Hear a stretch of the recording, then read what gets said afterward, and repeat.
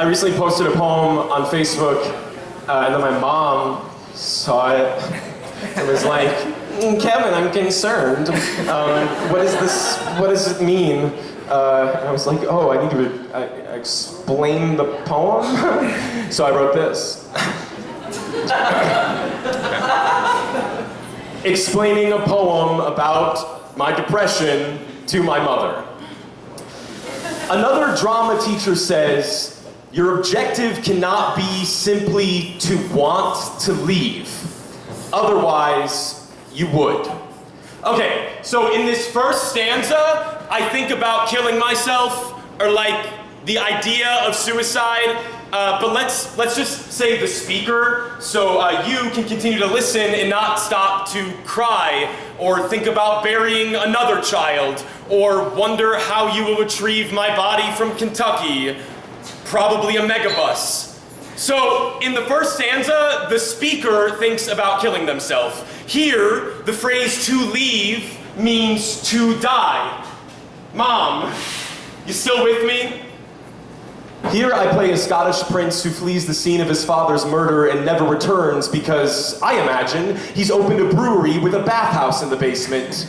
In versions, he does come back to kill his brother because what is a crown without a target that we covet? In Act 5, I play another man who does not speak. My friends scrub blood from the stage between shows. So, in the second stanza, the speaker dissociates. The speaker is always asking for a friend, always trying to make a living being someone else. So, the speaker is an actor, right? And they're rehearsing this play. Spoiler alert, it's Macbeth. Spoiler alert, like everyone dies. So, everyone dies, right? So, what's that phrase? Don't shit where you eat, or nah, don't take your work home with you. Anyway, everyone's got sad eyes, but the speaker's the only one with scar tissue, so...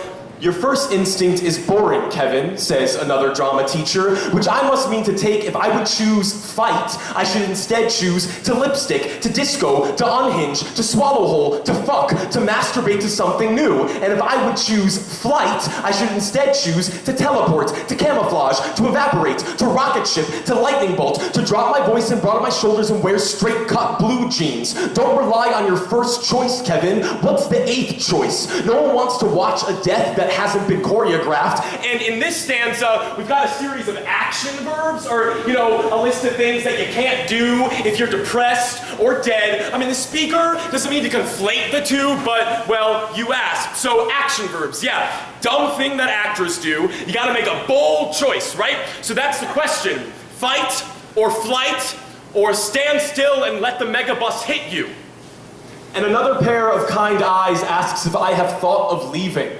And I wonder, will I always be someone living who is asked about their final exit?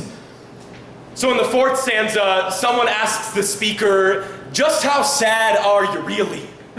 This is a placeholder for every time someone suggests free therapy, thinking free therapy is actually free, as in speaking the truth out loud doesn't cost anything, or like that one time a boy that the speaker is kissing made a joke about self-injury and then scanned their body for landmines when they laughed a little too hard. Boom. It is decided that the women and children will be murdered offstage, and again we are spared from falling back on our first instinct to turn away. And in the last stanza, the speaker feels selfish. Every night they watch a country draw its last breath across a valley of asphalt and then dare cry for themselves. But Mom, it's like totally whatever. Today, I put on lipstick a friend from Minneapolis sent me. I ate waffles. I danced around my room and did 2 loads of laundry. Mom, that is a shit ton of action verbs. So yeah, it was a poem about depression, but it's whatever. In most poems, a line break indicates a breath. Do you hear it? How in every stanza I am breathing. How in every word I am still alive.